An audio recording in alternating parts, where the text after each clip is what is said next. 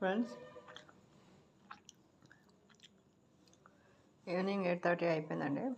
Night parotta, ఉల్లిపాయ, sherwa curry, am and tasty.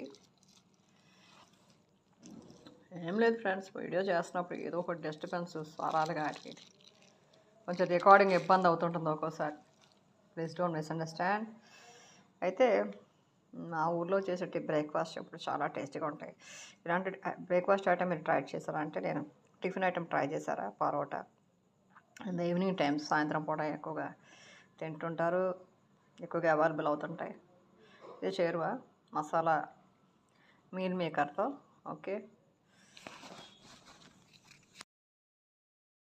Friends, evening time almost 8 దాటిపోయిందండి, 9 అవుతుంది. ఇంకా నైట్ టైం ఇది.